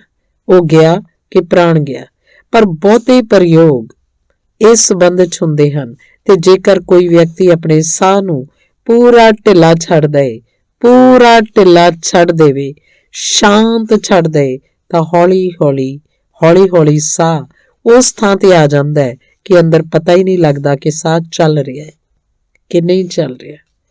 ਕਈ ਵਾਰ ਸ਼ੱਕ ਹੋ ਜਾਂਦਾ ਹੈ ਕਿ ਕਿਤੇ ਮੈਂ ਮਰ ਤਾਂ ਨਹੀਂ ਗਿਆ, ਇਹ ਸਾਹ ਨਹੀਂ ਚੱਲ ਰਿਹਾ, ਹੋਇਆ ਕੀ ਹੈ। ਸਾਹ ਇੰਨਾ ਸ਼ਾਂਤ ਹੋ ਜਾਂਦਾ ਹੈ ਕਿ ਪਤਾ ਹੀ ਨਹੀਂ ਲੱਗਦਾ ਕਿ ਚੱਲ ਰਿਹਾ ਜਾਂ ਨਹੀਂ ਚੱਲ ਰਿਹਾ। ਤੇ ਜੇਕਰ ਇੱਕ ਛਿਨ ਦੇ ਲਈ ਵੀ ਸਾਹ ਠਹਿਰ ਜਾਂਦਾ ਹੈ, ਠਹਿਰਾਉਣਾ ਨਹੀਂ ਹੈ, ਕਿਉਂਕਿ ਜਿਹਨੇ ਠਹਿਰਾਇਆ ਉਹਦਾ ਸਾਹ ਕਦੇ ਨਹੀਂ ਠਹਿਰੇਗਾ। ਜੇਕਰ ਠਹਿਰਾਇਆ ਤਾਂ ਸਾਹ ਬਾਹਰ ਨਿਕਲਣ ਦੀ ਕੋਸ਼ਿਸ਼ ਕਰੇਗਾ, ਜੇਕਰ ਬਾਹਰ ਰੋਕਿਆ ਤਾਂ ਅੰਦਰ ਜਾਣ ਦੀ ਕੋਸ਼ਿਸ਼ ਕਰੇਗਾ। ਇਸ ਲਈ ਮੈਂ ਕਹਿ ਰਿਹਾ ਕਿ ਆਪਣੇ ਵੱਲੋਂ ਕੁਝ ਵੀ ਨਹੀਂ ਕਰਨਾ, ਸਿਰਫ ਢਿੱਲਾ ਛੱਡਦੇ ਜਾਣਾ ਹੈ। ਸ਼ਾਂਤ ਸ਼ਾਂਤ ਸ਼ਾਂਤ। ਹੌਲੀ ਹੌਲੀ ਸਾਹ ਇੱਕ ਬਿੰਦੂ ਤੇ ਜਾ ਕੇ ਠਹਿਰ ਜਾਂਦਾ ਹੈ, ਤੇ ਇੱਕ ਛਿਨ ਨੂੰ ਵੀ ਠਹਿਰ ਜਾਏ ਤਾਂ ਉਸੇ ਛਿਨ ਆਤਮਾ ਤੇ ਸਰੀਰ ਦੇ ਵਿਚਾਲੇ ਅਨੰਤ ਫਾਸਲਾ ਦਿਖਾਈ ਦੇ ਜਾਂਦਾ ਹੈ। ਉਸੇ ਮੂਮੈਂਟ 'ਚ ਉਹ ਫਾਸਲਾ ਦਿਖਾਈ ਪੈ ਜਾਂਦਾ ਹੈ, ਜਿਵੇਂ ਬਿਜਲੀ ਚਮਕ ਜਾਵੇ ਹੁਣੇ ਤੇ ਮੈਨੂੰ ਤੁਹਾਡੇ ਸਭ ਦੇ ਚਿਹਰੇ ਵਿਖਾਈ ਪੈ ਜਾਣੇ ਇੱਕ ਛਿਨ ਵਿੱਚ। ਫਿਰ ਬਿਜਲੀ ਗੁਆਚ ਜਾਵੇ ਪਰ ਫਿਰ ਮੈਂ ਤੁਹਾਡੇ ਚਿਹਰੇ ਦੇਖ ਲਏ ਠੀਕ ਇੱਕ ਛਿਨ ਲਈ। ਜਦ ਸਾਹ ਬਿਲਕੁਲ ਵਿਚਾਲੇ 'ਚ ਠਹਿਰ ਜਾਂਦਾ ਹੈ ਤਾਂ ਇੱਕ ਛਿਨ ਦੇ ਲਈ ਬਿਜਲੀ ਲਿਸ਼ਕ ਜਾਂਦੀ ਹੈ, ਪੂਰੀ ਸ਼ਖਸੀਅਤ ਵਿੱਚ ਦਿਖਾਈ ਪੈ ਜਾਂਦਾ ਹੈ ਕਿ ਸਰੀਰ ਵੱਖ, ਮੈਂ ਵੱਖ, ਮੌਤ ਵਾਪਰ ਗਈ। ਤਾਂ ਦੂਜੇ ਤਲ ਤੇ ਸਾਹ ਨੂੰ ਢਿੱਲਾ ਛੱਡਣਾ ਹੈ। ਤੀਜੇ ਤਲ ਤੇ ਮਨ ਨੂੰ ਢਿੱਲਾ ਛੱਡਣਾ ਹੈ, ਕਿਉਂਕਿ ਜੇਕਰ ਸਾਹ ਵੀ ਢਿੱਲਾ ਹੋ ਜਾਏ ਤੇ ਮਨ ਢਿੱਲਾ ਨਾ ਹੋ ਪਾਏ ਤਾਂ ਬਿਜਲੀ ਦੀ ਲਿਸ਼ਕ ਜਾਏਗੀ, ਪਰ ਤੁਹਾਨੂੰ ਦਿਖਾਈ ਨਹੀਂ ਪਏਗਾ ਕਿ ਕੀ ਹੋਇਆ, ਕਿਉਂਕਿ ਮਨ ਤਾਂ ਆਪਣੇ ਵਿਚਾਰਾਂ 'ਚ ਉਲਝਿਆ ਰਹੇਗਾ। ਜੇਕਰ ਇੱਥੇ ਬਿਜਲੀ ਚਮਕ ਜਾਏ ਤੇ ਮੈਂ ਆਪਣੇ ਖਿਆਲਾਂ 'ਚ ਗੁਆਚਿਆ ਰਹਾ ਤਾਂ ਬਿਜਲੀ ਚਮਕ ਜਾਏਗੀ, ਤਦ ਮੈਨੂੰ ਪਤਾ ਲੱਗੇਗਾ ਕਿ ਓਏ ਕੁਝ ਹੋ ਗਿਆ। ਪਰ ਤਦ ਤੱਕ ਬਿਜਲੀ ਚਮਕ ਚੁੱਕੀ ਹੈ ਤੇ ਮੈਂ ਆਪਣੇ ਖਿਆਲਾਂ 'ਚ ਗੁਆਚਿਆ ਰਹਿ ਗਿਆ। ਬਿਜਲੀ ਤਾਂ ਚਮਕ ਜਾਏਗੀ ਸਾਹ ਦੇ ਠਹਿਰਦਿਆਂ ਹੀ, ਪਰ ਉਸ ਉੱਪਰ ਧਿਆਨ ਤਦੇ ਜਾਏਗਾ ਜਦ ਵਿਚਾਰ ਵੀ ਬੰਦ ਹੋ ਗਏ ਹੋਣ, ਨਹੀਂ ਤਾਂ ਧਿਆਨ ਨਹੀਂ ਜਾਏਗਾ ਤੇ ਮੌਕਾ ਖੁੰਝ ਜਾਏਗਾ। ਇਸ ਲਈ ਤੀਜੀ ਚੀਜ਼ ਹੈ ਵਿਚਾਰ ਨੂੰ ਢਿੱਲਾ ਛੱਡ ਦੇਣਾ। ਇਹ 3 ਪੜਾਅ ਅਸੀਂ ਪ੍ਰਯੋਗ ਕਰਾਂਗੇ ਤੇ ਚੌਥੇ ਪੜਾਅ 'ਚ ਅਸੀਂ 10 ਮਿੰਟ ਦੇ ਲਈ ਚੁੱਪਚਾਪ ਬੈਠੇ ਰਹਾਂਗੇ। ਕੋਈ ਚਾਹੇ ਤਾਂ ਲੇਟ ਸਕਦਾ ਹੈ, ਕੋਈ ਚਾਹੇ ਤਾਂ ਬੈਠਾ ਰਹਿ ਸਕਦਾ ਹੈ। ਲੇਟਣਾ ਹੀ ਸਰਲ ਪਏਗਾ ਤੇ ਇੰਨਾ ਚੰਗਾ ਤੱਟ ਹੈ, ਇਹਦਾ ਠੀਕ ਉਪਯੋਗ ਕੀਤਾ ਜਾ ਸਕਦਾ ਹੈ। ਤਾਂ ਸਾਰੇ ਲੋਕ ਜਗ੍ਹਾ ਬਣਾ ਲੈਣ, ਲੇਟ ਸਕਣ। ਕਿਸੇ ਨੂੰ ਬੈਠਣਾ ਠੀਕ ਲੱਗੇ ਉਹ ਬੈਠਾ ਰਹਿ ਸਕਦਾ ਹੈ, ਪਰ ਬੈਠਾ ਹੋਇਆ ਵਿਅਕਤੀ ਜੇਕਰ ਬਾਅਦ 'ਚ ਡਿੱਗਣ ਲੱਗੇ ਤਾਂ ਆਪਣੇ ਆਪ ਨੂੰ ਰੋਕੇਗਾ ਨਹੀਂ, ਕਿਉਂਕਿ ਜਦ ਸਰੀਰ ਬਿਲਕੁਲ ਢਿੱਲਾ ਹੋਏਗਾ ਤਾਂ ਤੁਸੀਂ ਡਿੱਗ ਸਕਦੇ ਹੋ, ਤੇ ਜੇਕਰ ਉਹਨੂੰ ਰੋਕਣ 'ਚ ਲੱਗ ਗਏ ਤਾਂ ਸਰੀਰ ਪੂਰਾ ਢਿੱਲਾ ਨਹੀਂ ਹੋ ਪਾਏਗਾ। ਤਾਂ ਇਹਨਾਂ 3 ਪੜਾਵਾਂ ਵਿੱਚ ਅਸੀਂ ਧਿਆਨ ਕਰਾਂਗੇ ਤੇ ਫਿਰ 10 ਮਿੰਟ ਦੇ ਲਈ ਮੌਨ 'ਚ ਪਏ ਰਹਾਂਗੇ। ਉਸ ਮੌਨ ਵਿੱਚ ਇਹਨਾਂ 3 ਦਿਨਾਂ ਵਿੱਚ ਮੌਤ ਆ ਜਾਏ, ਮੌਤ ਦਾ ਦਰਸ਼ਨ ਹੋ ਜਾਏ, ਉਹਦੀ ਕੋਸ਼ਿਸ਼ ਰਹੇਗੀ। ਤਾਂ ਮੈਂ ਤੁਹਾਨੂੰ ਸੁਝਾਅ ਦੇਵਾਂਗਾ ਕਿ ਤੁਸੀਂ ਭਾਵ ਕਰੋ ਕਿ ਸਰੀਰ ਢਿੱਲਾ ਹੋ ਰਿਹਾ ਹੈ, ਸਾਹ ਢਿੱਲਾ ਹੋ ਰਿਹਾ ਹੈ, ਮਨ ਢਿੱਲਾ ਹੋ ਰਿਹਾ ਹੈ। ਫਿਰ ਮੈਂ ਚੁੱਪ ਹੋ ਜਾਵਾਂਗਾ, ਇੱਥੇ ਹਨੇਰਾ ਕਰ ਦਿੱਤਾ ਜਾਏਗਾ। ਫਿਰ ਤੁਸੀਂ ਆਪਣੀ ਥਾਂ 10 ਮਿੰਟ ਚੁੱਪਚਾਪ ਪਏ ਰਹੋਗੇ। ਜੋ ਵੀ ਅੰਦਰ ਹੋ ਰਿਹਾ ਹੈ ਉਹਨੂੰ ਦੇਖਦੇ ਹੋਏ ਮਨ 'ਚ ਠਹਿਰ ਜਾਓਗੇ। ਤਾਂ ਇੰਨੀ ਥਾਂ ਬਣਾ ਲਓ ਕਿ ਜੇਕਰ ਕੋਈ ਡਿੱਗੇ ਬਾਅਦ 'ਚ ਤਾਂ ਕਿਸੇ ਦੇ ਉੱਪਰ ਨਾ ਡਿੱਗੇ, ਤੇ ਜਿਨ੍ਹਾਂ ਨੇ ਲੇਟ ਜਾਣਾ ਹੋਵੇ ਉਹ ਆਪਣੀ ਥਾਂ ਬਣਾ ਕੇ ਲੇਟ ਜਾਣ। ਮੁਨਾਸਬ ਇਹੀ ਹੋਏਗਾ ਕਿ ਚੁੱਪਚਾਪ ਰੇਤ ਉੱਤੇ ਲੇਟ ਜਾਓ। ਕੋਈ ਗੱਲ ਨਹੀਂ ਕਰੇਗਾ, ਕੋਈ ਵਿਚਾਲੇ ਉੱਠ ਕੇ ਨਹੀਂ ਜਾਏਗਾ। ਹਾਂ, ਬੈਠ ਜਾਓ, ਜੋ ਜਿੱਥੇ ਹਨ ਉੱਥੇ ਹੀ ਬੈਠ ਜਾਣ ਜਾਂ ਲੇਟ ਜਾਣ। ਅੱਖਾਂ ਬੰਦ ਕਰ ਲੈਣ, ਅੱਖਾਂ ਬੰਦ ਕਰ ਲੈਣ, ਅੱਖਾਂ ਬੰਦ ਕਰ ਲੈਣ ਤੇ ਸਰੀਰ ਨੂੰ ਢਿੱਲਾ ਛੱਡ ਦੇਣ, ਢਿੱਲਾ ਛੱਡ ਦੇਣ। ਫਿਰ ਮੈਂ ਸੁਝਾ ਦਿੰਨਾ, ਮੇਰੇ ਨਾਲ ਅਨੁਭਵ ਕਰੋ। ਜਿਵੇਂ ਜਿਵੇਂ ਅਨੁਭਵ ਕਰੋਗੇ ਸਰੀਰ ਹੋਰ ਢਿੱਲਾ ਹੁੰਦਾ ਜਾਏਗਾ, ਹੋਰ ਢਿੱਲਾ ਹੁੰਦਾ ਜਾਏਗਾ। ਫਿਰ ਸਰੀਰ ਬਿਲਕੁਲ ਢਿੱਲਾ ਹੋ ਕੇ ਰਹਿ ਜਾਏਗਾ, ਜਿਵੇਂ ਉਸ 'ਚ ਕੋਈ ਪ੍ਰਾਣ ਨਹੀਂ ਰਹੇ। ਅਨੁਭਵ ਕਰੋ, ਸਰੀਰ ਢਿੱਲਾ ਹੋ ਰਿਹਾ ਹੈ, ਹੋਰ ਢਿੱਲਾ ਛੱਡਦੇ ਜਾਓ, ਢਿੱਲਾ ਛੱਡਦੇ ਜਾਓ, ਸਰੀਰ ਨੂੰ ਢਿੱਲਾ ਛੱਡਦੇ ਜਾਓ ਤੇ ਅਨੁਭਵ ਕਰੋ ਕਿ ਸਰੀਰ ਢਿੱਲਾ ਹੋ ਰਿਹਾ ਹੈ, ਸਰੀਰ ਢਿੱਲਾ ਹੋ ਰਿਹਾ ਹੈ। ਅਨੁਭਵ ਕਰੋ, ਪੂਰਾ ਅੰਗ ਅੰਗ ਢਿੱਲਾ ਛੱਡ ਦਿਓ ਤੇ ਅੰਦਰ ਅਨੁਭਵ ਕਰੋ ਸਰੀਰ ਢਿੱਲਾ ਹੋ ਰਿਹਾ ਹੈ। ਮੇਰੀ ਸ਼ਕਤੀ ਅੰਦਰ ਵਾਪਸ ਪਰਤ ਰਹੀ ਹੈ, ਸਰੀਰ ਤੋਂ ਸ਼ਕਤੀ ਅੰਦਰ ਵਾਪਸ ਪਰਤ ਰਹੀ ਹੈ, ਸ਼ਕਤੀ ਵਾਪਸ ਪਰਤ ਰਹੀ ਹੈ। ਸਰੀਰ ਢਿੱਲਾ ਹੁੰਦਾ ਜਾ ਰਿਹਾ ਹੈ, ਸਰੀਰ ਢਿੱਲਾ ਹੋ ਰਿਹਾ ਹੈ, ਸਰੀਰ ਢਿੱਲਾ ਹੋ ਰਿਹਾ ਹੈ, ਸਰੀਰ ਢਿੱਲਾ ਹੋ ਰਿਹਾ ਹੈ, ਸਰੀਰ ਢਿੱਲਾ ਹੋ ਰਿਹਾ ਹੈ। ਛੱਡ ਦਿਓ ਬਿਲਕੁਲ, ਜਿਵੇਂ ਕੋਈ ਪ੍ਰਾਣ ਨਾ ਰਹਿ ਗਏ ਹੋਣ। ਡਿੱਗਦਾ ਹੋਵੇ ਡਿੱਗ ਜਾਏ, ਬਿਲਕੁਲ ਢਿੱਲਾ ਛੱਡ ਦਿਓ। ਸਰੀਰ ਢਿੱਲਾ ਹੋ ਗਿਆ, ਸਰੀਰ ਢਿੱਲਾ ਹੋ ਗਿਆ, ਸਰੀਰ ਢਿੱਲਾ ਹੋ ਗਿਆ। ਛੱਡ ਦਿਓ, ਛੱਡ ਦਿਓ, ਸਰੀਰ ਢਿੱਲਾ ਹੋ ਗਿਆ। ਸਰੀਰ ਬਿਲਕੁਲ ਢਿੱਲਾ ਹੋ ਗਿਆ, ਜਿਵੇਂ ਉਸ ਵਿੱਚ ਪ੍ਰਾਣ ਹੀ ਨਾ ਹੋਣ। ਸਰੀਰ ਦੀ ਸਾਰੀ ਸ਼ਕਤੀ ਅੰਦਰ ਪਹੁੰਚ ਗਈ ਹੈ। ਸਰੀਰ ਢਿੱਲਾ ਹੋ ਗਿਆ ਹੈ, ਸਰੀਰ ਢਿੱਲਾ ਹੋ ਗਿਆ ਹੈ, ਸਰੀਰ ਢਿੱਲਾ ਹੋ ਗਿਆ, ਸਰੀਰ ਢਿੱਲਾ ਹੋ ਗਿਆ। ਛੱਡ ਦਿਓ, ਬਿਲਕੁਲ ਛੱਡ ਦਿਓ, ਜਿਵੇਂ ਸਰੀਰ ਰਿਹਾ ਹੀ ਨਹੀਂ। ਅਸੀਂ ਅੰਦਰ ਖਿਸਕ ਗਏ ਹਾਂ। ਸਰੀਰ ਢਿੱਲਾ ਹੋ ਗਿਆ, ਸਰੀਰ ਢਿੱਲਾ ਹੋ ਗਿਆ, ਸਰੀਰ ਢਿੱਲਾ ਹੋ ਗਿਆ। ਸਾਹ ਸ਼ਾਂਤ ਹੁੰਦਾ ਜਾ ਰਿਹਾ ਹੈ। ਸਾਹ ਨੂੰ ਵੀ ਢਿੱਲਾ ਛੱਡ ਦਿਓ, ਬਿਲਕੁਲ ਢਿੱਲਾ ਛੱਡ ਦਿਓ। ਆਪਣੇ ਆਪ ਆਵੇ ਜਾਵੇ, ਢਿੱਲਾ ਛੱਡ ਦਿਓ। ਰੋਕਣਾ ਨਹੀਂ ਹੈ, ਮੱਧਮ ਨਹੀਂ ਕਰਨਾ, ਸਿਰਫ ਢਿੱਲਾ ਛੱਡ ਦਿਓ। ਜਿੰਨਾ ਆਵੇ ਆਵੇ, ਜਿੰਨਾ ਜਾਵੇ ਜਾਵੇ। ਸਾਹ ਢਿੱਲਾ ਹੋ ਰਿਹਾ ਹੈ, ਸਾਹ ਸ਼ਾਂਤ ਹੋ ਰਿਹਾ ਹੈ।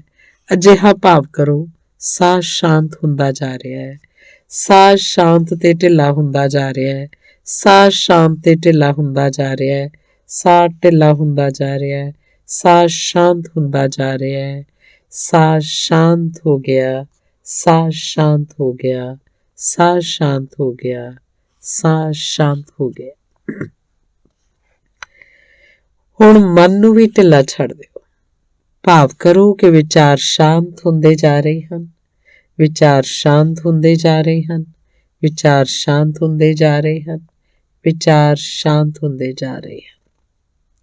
ਸਾਧਕ ਬਿਨਾਂ ਹਿਲੇ ਜੁਲੇ ਲੇਟੇ ਹਨ, ਬੈਠੇ ਹਨ, ਬਿਰਛਾਂ ਨਾਲ ਟਿਕੇ ਹਨ। ਰਾਤ ਦੀ ਗੂੜੀ ਸੁੰਨ ਹੈ, ਸਾਗਰ ਦੇ ਕੰਢੇ ਨਾਲ ਟਕਰਾਉਂਦੀਆਂ ਲਹਿਰਾਂ ਦਾ ਸ਼ੋਰ ਸ਼ਰਾਬਾ ਹੈ। ਸਾਰੀ ਕੁਦਰਤ ਸ਼ਾਂਤ ਤੇ ਮੌਨ ਹੈ, ਜਿਵੇਂ ਆਸੇ ਪਾਸੇ ਕੋਈ ਵੀ ਪ੍ਰਾਣੀ ਜਾਂ ਮਨੁੱਖ ਨਾ ਹੋਵੇ। ਸਾਧਕ ਬਿਲਕੁਲ ਮਰਿਆਂ ਵਾਂਗ ਪਏ ਹਨ। ਸਾਹ ਉਹਨਾਂ ਦਾ ਬਿਲਕੁਲ ਮੱਧਮ ਹੋ ਗਿਆ ਹੈ। ਚਿਹਰੇ ਉੱਤੇ ਸ਼ਾਂਤੀ ਦਾ ਭਾਵ ਗੂੜਾ ਹੋ ਉੱਠਿਆ ਹੈ। ਉਹਨਾਂ ਦੇ ਪ੍ਰਾਣ ਕਿਸੇ ਡੂੰਘੀ ਅੰਤਰ ਯਾਤਰਾ ਦੇ ਲਈ ਜਿਵੇਂ ਅੰਦਰ ਸੁੰਗੜ ਗਏ ਹਨ। ਸਰੀਰ, ਸਾਹ ਤੇ ਵਿਚਾਰ ਸੁੰਨ ਜਿਹੇ ਹੋ ਗਏ ਹਨ, ਜਿਵੇਂ ਕਿ ਉਹ ਹਨ ਹੀ ਨਹੀਂ। ਸਿਰਫ ਵਜੂਦ ਬਾਕੀ ਰਹਿ ਗਿਆ ਹੈ, ਸਿਰਫ ਹੋਸ਼ ਰਹਿ ਗਿਆ ਹੈ। ਵਿਅਕਤੀ ਵਿਸਰਜਿਤ ਹੋ ਗਿਆ, ਸਿਰਫ ਚੇਤਨਾ ਰਹਿ ਗਈ ਹੈ। 10-15 ਮਿੰਟ ਸਾਧਕ ਇਸ ਹਾਲਤ 'ਚ ਡੁੱਬੇ ਰਹੇ। ਫਿਰ ਹੌਲੀ ਹੌਲੀ ਉਹਨਾਂ ਨੂੰ ਧਿਆਨ ਤੋਂ ਵਾਪਸ ਪਰਤਣ ਦਾ ਸੁਝਾਅ ਦਿੱਤਾ ਗਿਆ। ਅੱਖਾਂ ਹੌਲੀ ਜਿਹੀ ਖੋਲ੍ਹਣ ਨੂੰ ਕਿਹਾ ਗਿਆ ਤੇ ਰਾਤ ਦੇ ਇਸ ਧਿਆਨ ਦੀ ਬੈਠਕ ਦੀ ਸਮਾਪਤੀ ਦਾ ਐਲਾਨ ਕੀਤਾ ਗਿਆ। ਸਾਧਕ ਹੌਲੀ ਹੌਲੀ ਆਪਣੇ ਨਿਵਾਸ ਵੱਲ ਨੂੰ ਪਰਤਣ ਲੱਗੇ ਹਨ। ਕਈ ਸਾਧਕ ਅਜੇ ਧਿਆਨ ਵਿੱਚ ਡੁੱਬੇ ਹੀ ਹੋਏ ਹਨ। ਧੰਨਵਾਦ।